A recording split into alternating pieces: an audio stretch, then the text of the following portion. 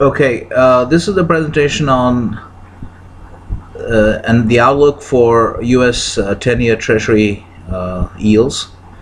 And in this presentation, I'll have two parts to this presentation. The first is called the bottom line, which is where we lay out the strategy. And the second part, we go into the analysis. This is actually the bottom line. The strategy is actually front-ended, so that those who are not interested in the detailed analysis can just take hold of the strategy and run with it. So that's basically going to be the format of this presentation. So have a look at the U.S. Treasury interest rates. Start with this long-term cycle that can be seen on the Treasury interest rate chart. This is the yield chart. So this is the constant maturity 10-year U.S. Treasury. This chart, unfortunately, the data starts only from 1953, and but you could actually engage in a little bit of a sort of backfilling the data, using your imagination that 1945 being the end of the war would have been a watershed moment. And there would, if you can imagine the cycle of the upcycle in yields starting from 45, and then you see this long cycle up, and it's about 36 years to the high in September 1981. And what you can see here, almost in this perfectly centered, idealized cycle almost, and from 1981, you have seen a decline of almost, I think about 36 years, 1984. About 35 years so the high is in September 1981. That's at around the high was marked at a level of 15.84%. That was the high in Treasury yields in 1981, and then the low was marked in July of 2016. If you look at the high-low charts, the low was marked in July of 2016. Here you can see the low being marked here. This is a high-low chart. This is July of 2016. The low is at around 1.34%.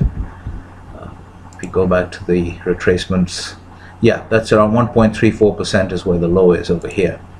Okay, so a big decline from 15.84 September 1981 to 1.34 in July 2016.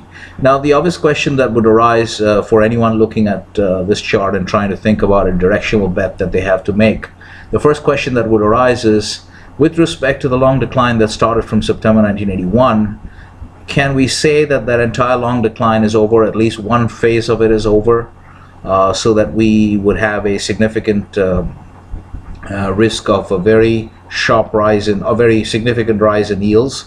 Or is that long downtrend still continuing, which means that very quickly you should be able to see a resumption of the downtrend in yields and drops, eventual drop in the yield, an eventual drop in the yield below 1.34. So which of those two assumptions is correct? In my view, it's the first one that is correct, and that is basically what I'm saying is the assessment based on my own pattern analysis. Using a method that is philosophically similar to Elliott wave, but it's a much simpler structure. And then using that, my assessment is that the long decline from 1981 actually ended in July 2016, or at least one big wave of that downturn ended. And so we're now actually, what we started from July 2016 is a retracement to the decline from 1584 to 1.34, 15.84 to 1.34. And if you set up the retracements here, you can see the targets that come up. Even the first target is actually quite far away still, but I believe that eventually we will actually go in the very long, in 5-6 years or so, we will go and actually hit this close to 8%. Within 5-6 years, and even this level 6.88 will be cleared in that time frame. So that is the long-term outlook, which means you're looking for, strategically speaking, you're looking for a very significant rise in U.S. interest rates. So that's basically the plan. That's the outlook on the big picture. Obviously, what you have to do, let's just look at the outlook in the. Now let's just zoom in using daily charts. Okay, so this is where you see the July 2016 low, which is at 1.34, and then you have the big rise. This gap on the chart is the rise in yields after Trump was elected. President Trump was elected on November 9th, 2016. And then you have these, so essentially that's part of the first big move in the wave in the rally. And then you had a little bit of a decline and a second big wave in the rally, big upward wave. I think what is going to happen now in the immediate short term is that this particular congestion that you're seeing here, it's not going to make a new high immediately. I think there is a risk that it will come down to about 2.6 levels. If you set up a retracement from this level, which is around 2.03, I think, to around this level, which is around 3.12. If you set up that retracement, which you see here, 2.03 to 3.12, the retracements are around 2.7 and 2.58, which is 2.6 roughly. And if you see here, this 2.62 is also the high here.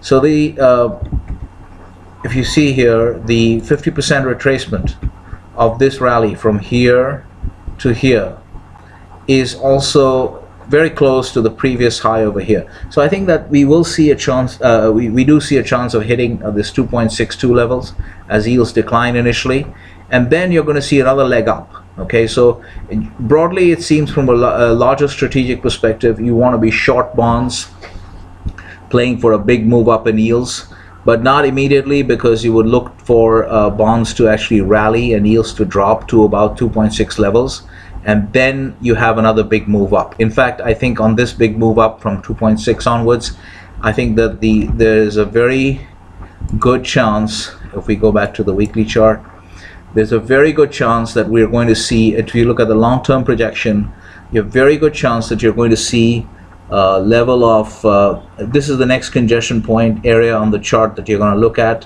which is around 4%. Okay, so I think they're going to be looking at crossing 4% on the 10-year rates very easily by about Q3 of 2019.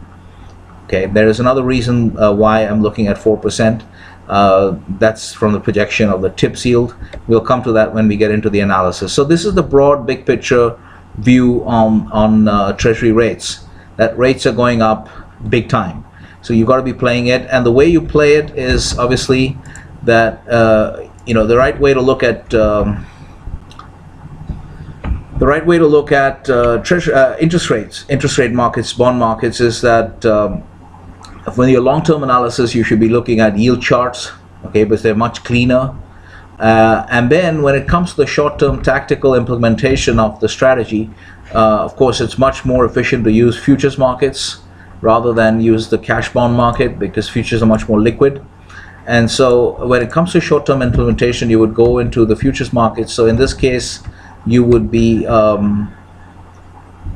looking at, say, for instance, if you look at the 10-year note futures, right now what you have three contracts trading, actually, September, December, and March of 2019. September contract and December contract for 2018. The December contract is actually the active contract because it has the highest open interest and volume figures. So essentially you'll be focusing on the December contract to look at your short-term timing entries, etc., timing of your entries, etc. Okay, so that's the basic strategy that you try to look at. You form the big picture view from looking at the yield chart, by looking at the yield chart, and then when it comes to implementation, you use futures to position rather than the cash bond market. Of course, risk management is a very big and very important factor for any trading. You have to define your risk capital. Any trading program, you have to define your risk capital, and when you define, and after you've defined your risk capital, a simple rule which is very useful to use and will always protect you in terms of downside: per trade less than or equal to 1% of your risk capital. Okay, so make sure that your sizing of the trade, given the entry and the projected exit, the sizing of your trade should ensure that you don't lose more than 1% of risk capital on a particular trade. And then you can always pyramid if things are going your way. And so obviously another thing that you have to do is that stops should be in the market. Pre-planned, and stops should be pre-planned and in the market.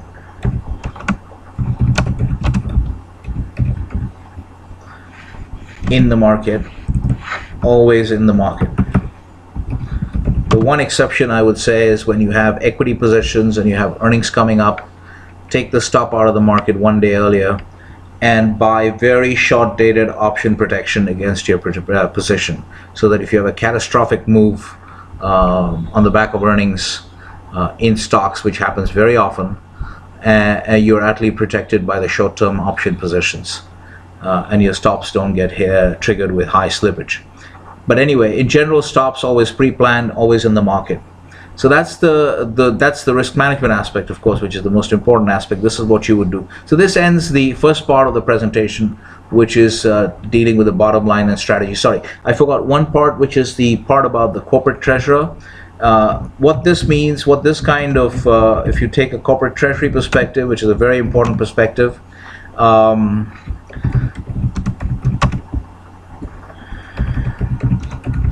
lock in long-term funding rates is what we want to say to the corporate sector.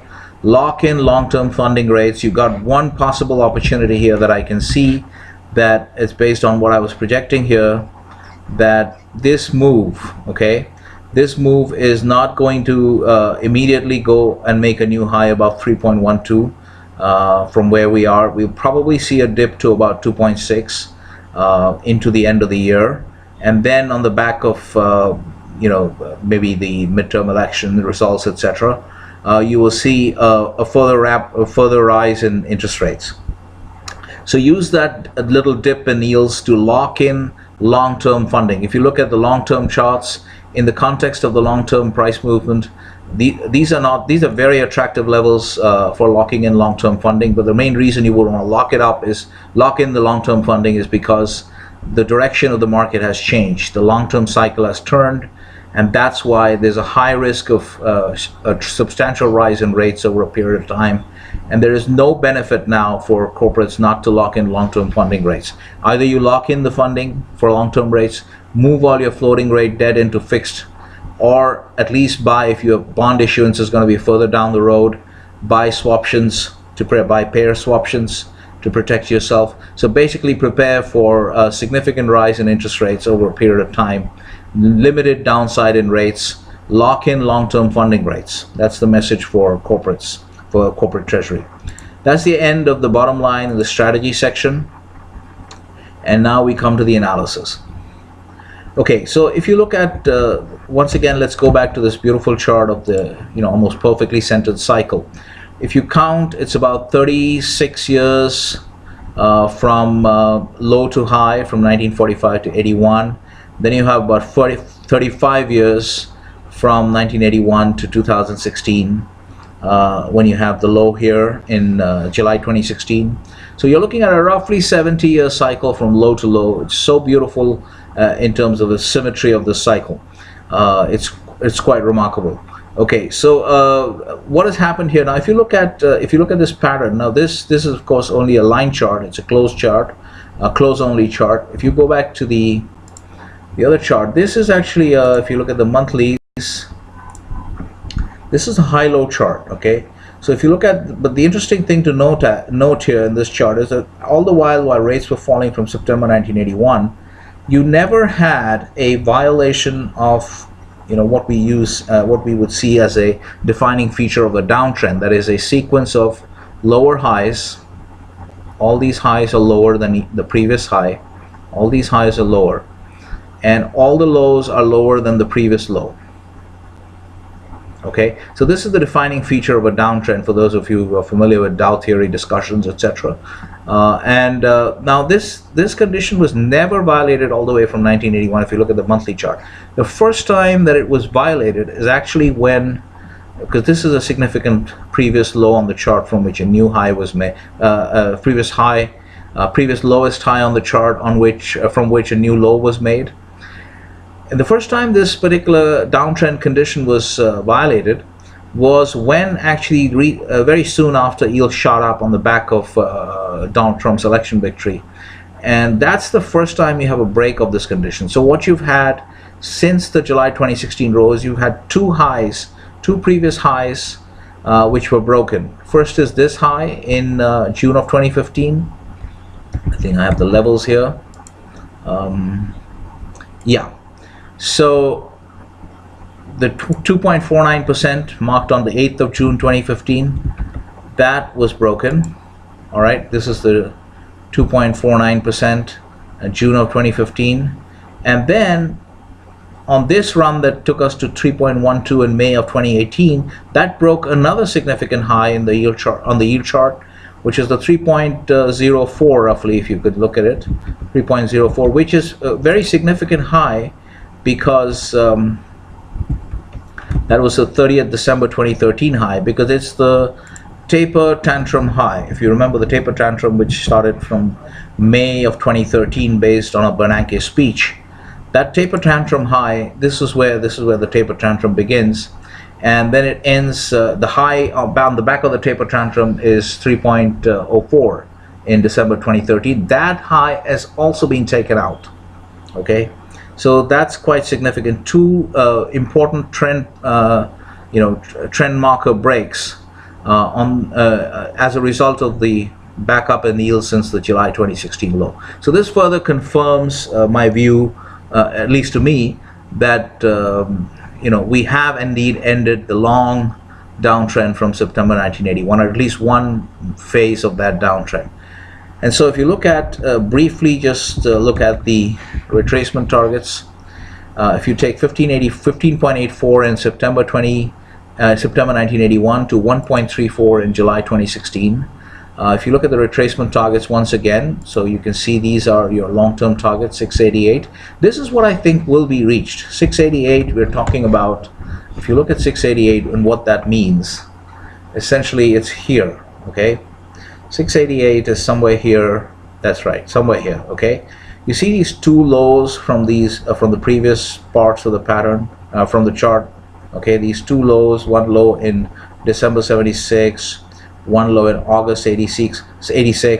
These are all historical points of support and resistance. In these two cases, they turned out to be support, and eventually that support was broken. I think that this is a level that will get targeted, because you have both an absolute price level and a relative price level based on a retracement that is targeting this range. Okay, so that's your sort of long-term target, you can say, and I think that we will see within about 4 or 5 years. I mean, if President Trump is re-elected within the second term, you are likely to see this kind of a level being reached. Okay, so that's the kind of upside potential you have in interest rates. Okay, let's look at another interesting aspect. So, and the other thing I want to point out is, if you look at the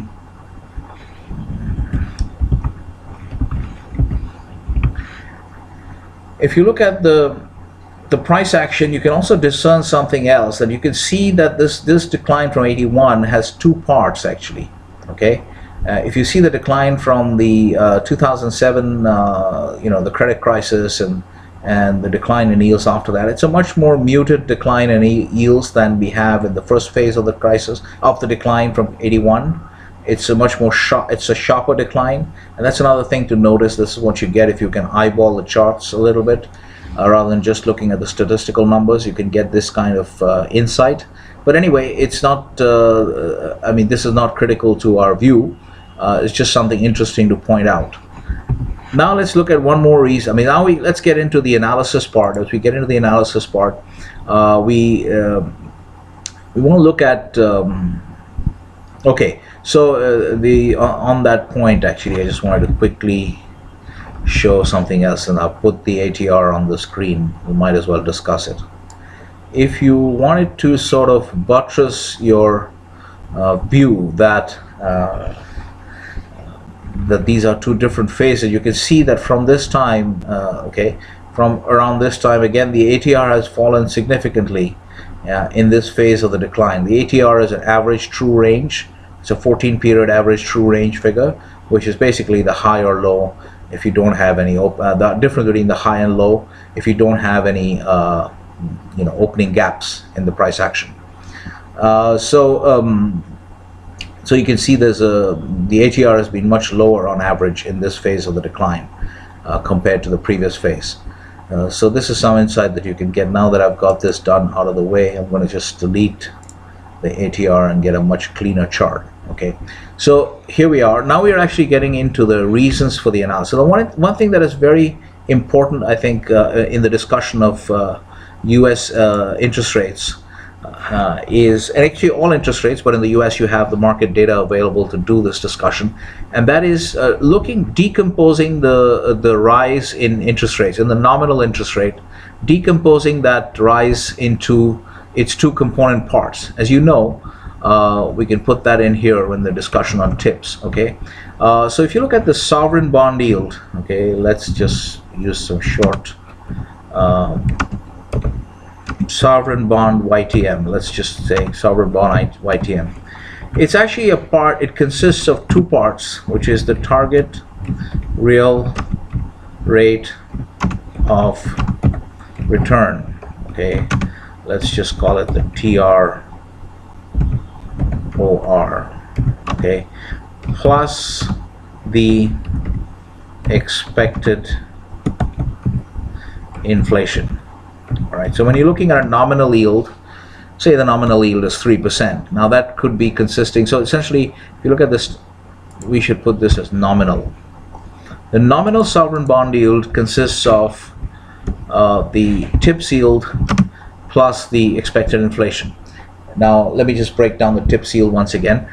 So what you see, look at the theoretical aspect of it. If you see, the nominal sovereign bond yield actually consists of two parts. One is the expected real rate of return that the investor wants to make on the investment that is represented by the or the lending to the government that is represented by the investment in the sovereign bond.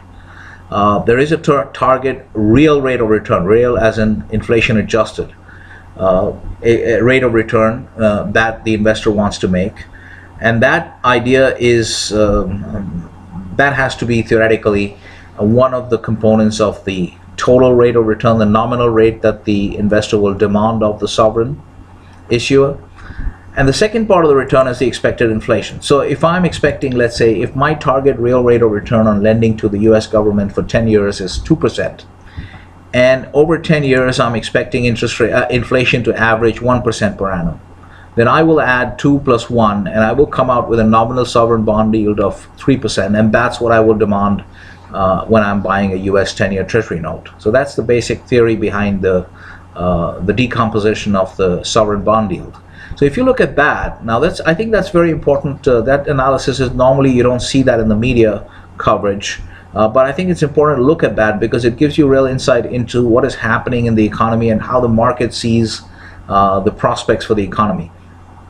If you look at the movement, now what is important also is that this November 2016 election has been has had a very dramatic effect on the price action in Treasury rates, obviously because of the dramatic policies that President Trump has implemented, and there's still the expectation of an infrastructure spending bill.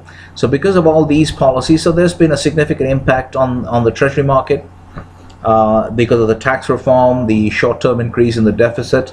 All of these elements have come into play, and therefore this is quite a significant. So it's very useful to look at the price action since the election of President Trump, and then see then look into the idea of the decomposition of the nominal sovereign bond yield into its two parts, and then look at how much each part has moved. Okay, so with that kind of perspective, let's just look into this, what has happened. So what we are interested in is November 9th, the news of Donald Trump being elected, to the high in the nominal Treasury bond yield, which is made I think on 17th of May actually. This is the monthly chart, so it shows just the beginning of the month. But it's actually, these are the dates that we are interested in. 9th November is the date of the election result, and 17th May is the day on which the highest level on the Treasury bond yield has been marked. I think it should be 3.12, not 3.11. Or is it 1 2? You can just check that. Doesn't matter actually, it's a small difference.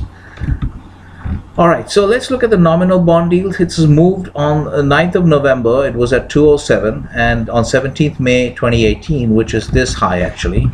17th May 2018 is this high. Okay, this is the election jump, and 17th May is this high, which is actually 3.115, so it should be 3.12. Let me correct that, 3.12. So this is the high made so far. Now what we are doing is we're trying to analyze this movement in the Treasury rate since the election, and trying to see what has really contributed to it, and what does that mean for what the market is saying about the prospects for the economy. So 207 9th November to 312 on 17th of May, the 10-year nominal yield has moved by 104 basis points. Okay, so actually 105, right? This is 105. Okay, now let's look at this. Let's go back to the theoretical formula that the nominal sovereign bond yield is composed of the target real rate of return plus the expected inflation. And what the TIPS market tells you, the TIPS is what you can see here, Treasury inflation index securities, constant maturity. What the TIPS gives you is essentially a proxy for this theoretical concept, the target real rate of return, okay, because the TIPS is actually inflation protected. So whatever you get on the TIPS yield, like right now the TIPS yield is 0.8, which means if you buy this 10-year TIPS now, over 10 years you will realize a real rate of return of 0.8, no matter what happens to inflation. Okay, so that's what the TIPS yield stands for. So essentially, in a country where there's a well-developed TIPS market, you will see you can actually use the TIPS to proxy the target real rate of return.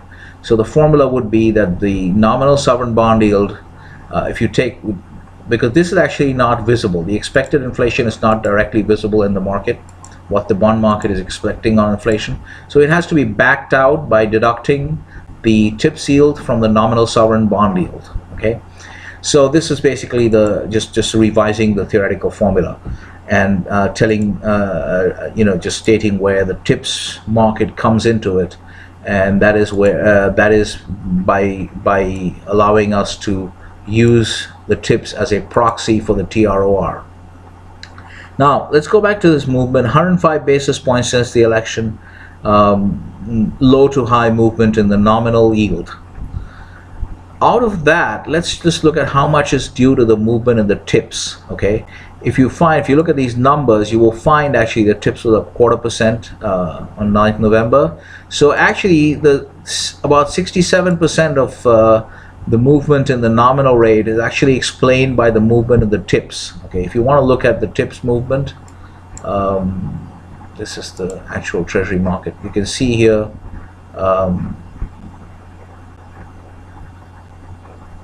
okay, there you are. So this is your TIPS movement. So this part is showing you how much the TIPS yield has moved. Okay, so if you can see here, the TIPS yield has moved from 0.25 to 0.95, 70 basis point. Therefore, most of the rise in this, 2/3 of the rise in the nominal rates since the election is explained by the rise in the TIPS yield. What does that mean? It means that the market has quite dramatically raised its expectations for the target real rate of return in this environment. Okay, so which actually tells you that if you go back to the theory behind the target real rate of return, that is something that is actually driven by expectations for economic growth. Theoretically, that's how it ought to be viewed. There are some technical sort of variations sometimes. You see those where, for instance, if you see here during the recession of 2008, there was a technical spike in TIPS yields, which is difficult to explain from a theoretical perspective. But in general, if you take that as an anomaly, you saw that the rates were actually declining as long as the expectations were, the TIPS yield was declining, as long as the expectations for rates were, for the economy, for the growth prospects of the economy were quite muted. The TIPS yield was declining. So that makes sense that if the economic environment is going to be dismal, you're not going to sit around waiting for a very high real rate of return. But when the economic prospects are buoyant, you would expect to earn a very high real rate of return on your funds.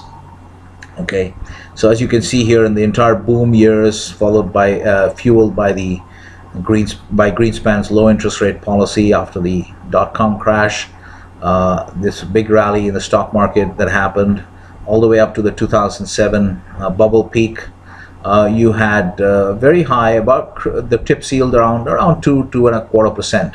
Okay, so that's the kind of thing that you would expect when the economic prospects are quite buoyant. Which brings me to another reason why, if you remember, I said earlier that we're looking at the next target level to be somewhere around 4%. Okay, this is not just a congestion area on the chart, 4 to 4.25%, which I think is going to get hit in 2019. And that's also coming from the fact that I expect the tips yield to go back eventually. It may not happen in 2019. There may be some element of expected inflation that might, the expectation of inflation might rise. But eventually I think the tips yield is going to go back to its levels of 2 plus, higher than 2%. And that, if you add right now, if you see the difference between the tips yield and the nominal yield, it's about 1%. It's 218. What is it? Sorry. Let's look at this. So tips yield is 0.8, and the actual yield is 2.88. Okay, so it's 2%. Sorry, it's 2%. All right. So and this break even. So that's basically what it is. So it's interesting because, which means that the point of this long discussion is that this substantial backup in yields is, since it's 67% of it is explained by a backup in the tips yield, which means that the rise in interest rates is driven more by increased expectations with respect to the target real rate of return, rather than due to increased expectations for higher inflation. Okay, that is the important point of all this analysis, which is basically telling you what the market is saying about future the nature of the future economic activity. That growth rates are expected to rise, and they're not expecting a whole lot of inflation. Okay, so this is very important. You can also see this particular calculation is the same thing. It's just a cross-checking of the calculations on the tips and the expected inflation. It's just that 10-year break-even inflation. If you do the chart, they have a chart for that as well. I haven't pulled that up, but if you see, that's gone up about 36 basis points. So if you add this 70 to the 36, you get about 106, which is basically here. These are just rounding errors. Okay, so another thing to note on the point that I'm making about the dramatic reassessment by the market of prospects for economic growth, dramatic positive reassessment. If you look at something else that has happened for many years, if you look at, now we're looking at the tips yield. For many years, the tips was stuck in this range.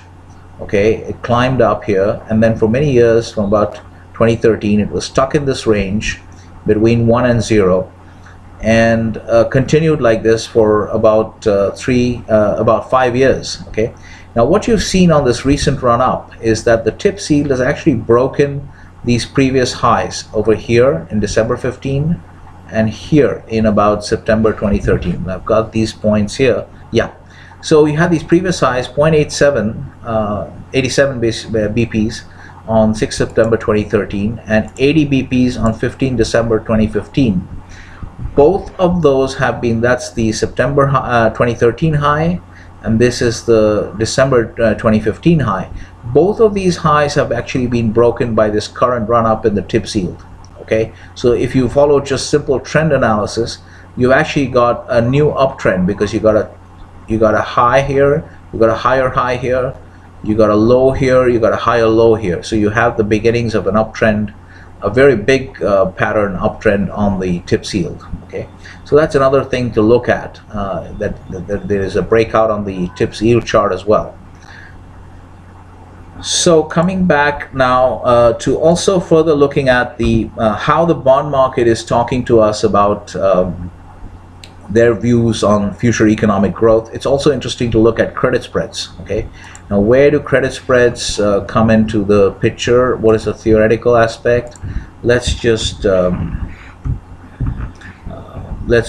a little bit of a theory discussion on corporate bond deals. Okay, so if you remember, so nominal sovereign bond yield is equal to TROR plus expected inflation. Let's just look at corporate. Let's make it very clear that we're talking about private sector. Okay, private sector corporate, because you have people like Fannie and Freddie with this implicit government guarantees. They don't really qualify as pure private sector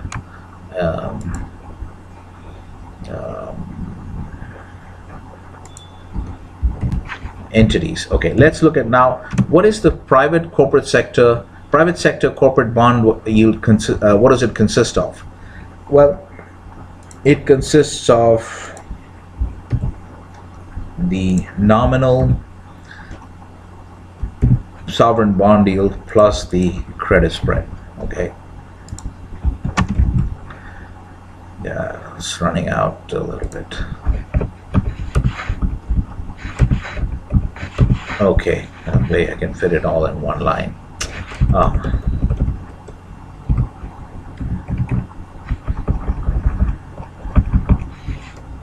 Okay, so private sector corporate bond yield. So the formula for a private sector corporate bond yield is nominal sovereign bond yield plus the credit spread. If you substitute for the nominal sovereign bond yield, you substitute TROR plus expected inflation.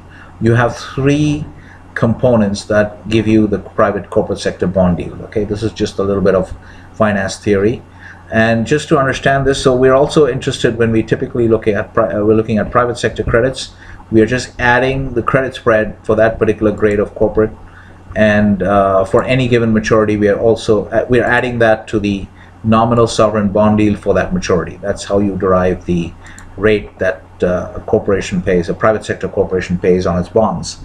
So therefore, the study of credit spreads is very important when you're looking at the market's assessments of future economic activity. Also interesting, let's see now, because as we said, the election of Donald Trump was quite a bit of a watershed moment because of how radically different his policies have been from the Obama administration policies, and how dramatically that has affected growth and optimism.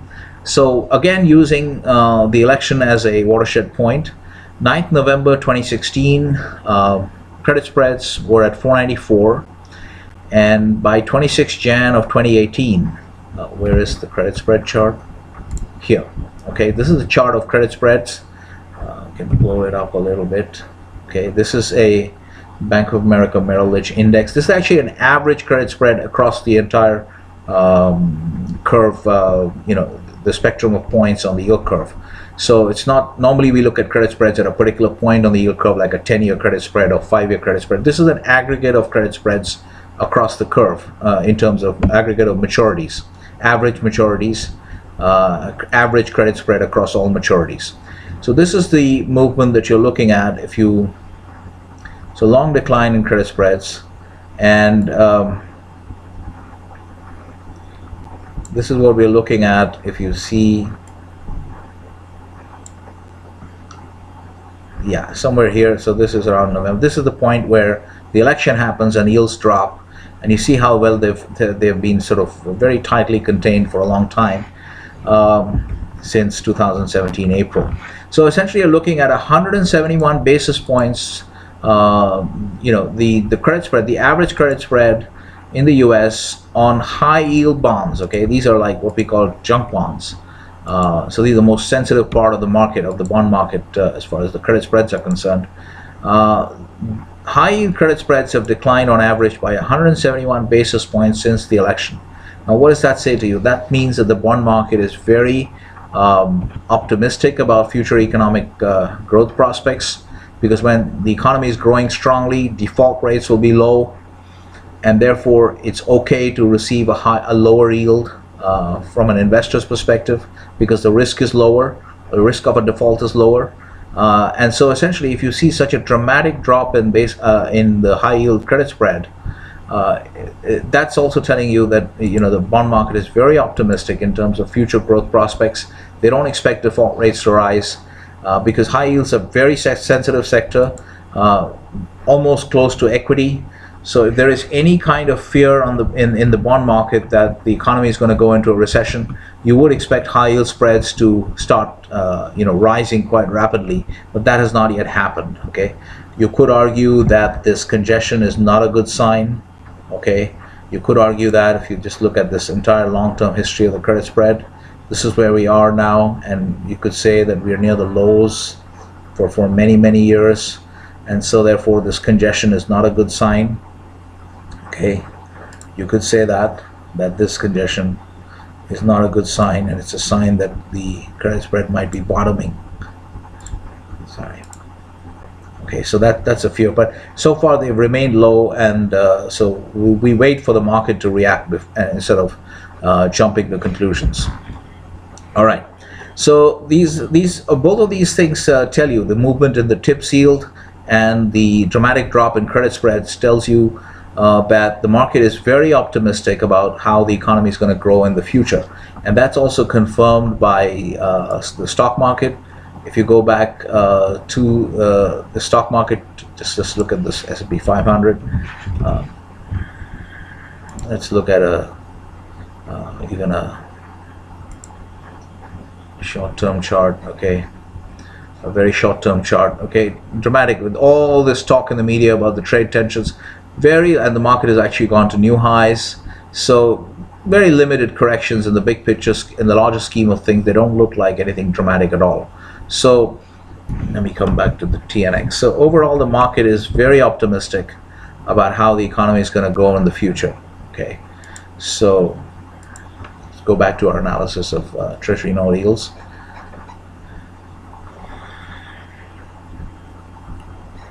Okay, so this is a daily chart. Go back to a weekly chart. Right. Okay, so that's all. Yeah, there's one more thing I wanted to add about the tax cuts. There's a lot of talk in the market. This is actually on the point of how strongly I think the U.S. economy is going to grow over the next several years. And you see a lot of discussion in the media about the tax cuts being a sugar high. They're not a sugar high. Okay, I don't think there's a sugar high.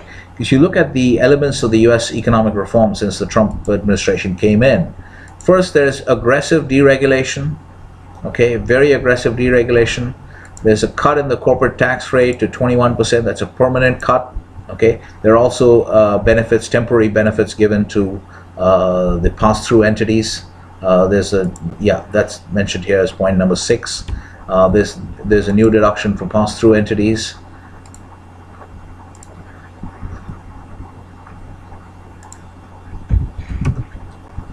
Which is about 20% of qualified business income. That's only for 7 years. Dramatic cut in tax rates.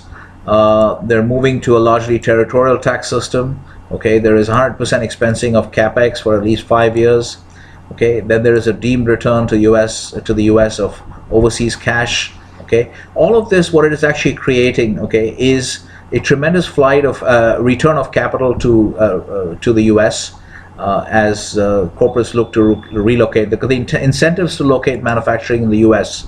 And businesses in the U.S. has been dramatically increased because they have removed their global taxation of global income. That system, it's a territorial tax system, dramatically lower tax rates. Only Germany and Ireland, I think, have better tax rates than this now in the OECD. And then, and also Canada, I think, has a 15% rate. All of these factors put together and if you look at the size of the US market, it's a massive market, the most prosperous consumer market in the world. If a manufacturer had to choose only one country in which he could manufacture, he would have to choose the US. Okay, so it's very attractive now to locate businesses in the United States. And then you have the additional threat of tariffs. So if you're looking at a long-term strategy to be safely protected against tariffs, all of this leads to one basic conclusion on the part of businesses, is that let's locate manufacturing back into the U.S., okay, which is part of the grand scheme, I think, that President Trump has to revive American manufacturing. Okay, so from an American point of view, that's a great, that sounds like a great strategy, and it's working very well. There's a tremendous, you're already seeing in international capital markets, there's a shortage of dollars. You've seen the Indian Reserve Bank Governor Urjit Patel writing a op-ed in the Financial Times talking about a shortage of dollars. He's of course also complaining, beseeching the U.S. Federal Reserve not to raise rates so quickly. So there's a risk of capital flight from emerging markets. So there is it's a tremendous amount of capital. There's a giant sucking sound of capital moving to the United States. So don't discount the tax cuts. I mean, you see it in the larger context of the economic reform package of the Trump administration. This is a seismic event, according to me. If you look at this, is a seismic event for the next decade in the global economy. This is going to have massive repercussions, ripple effects throughout for several years. So we should not discount the tax cuts as a sugar high. And then a conclusion is that the U.S. economy is going to grow very strongly for the next for several years. Of course, the big uncertainty here is what happens in the midterm elections. But if you look at the stock market, if the Democrats take back the House, there's a plan that they already announced to bog down the Trump administration. Nothing will get passed. But the stock market doesn't seem to be worried about that because it's only 2 months away now, the election, and they're not particularly worried because the market is quite, at elevated levels. Because we know what will happen if the Democrats take the House in terms of what will happen to the to policy making and economic progress, because there'll be conflict between the White House and at least the House of Representatives. So there could be an impeachment proceeding, etc. So therefore, it's not a nice outlook for the U.S. in terms of this, the continuation of this economic boom. But the market doesn't seem to be worried about it. So it's something to think about. Maybe the stock market knows something that we don't know, because the conventional wisdom so far seems to be that the Democrats will take back the House, although the GOP will retain the Senate. But let's see what happens. All right, so this is so I'll end the presentation here now. And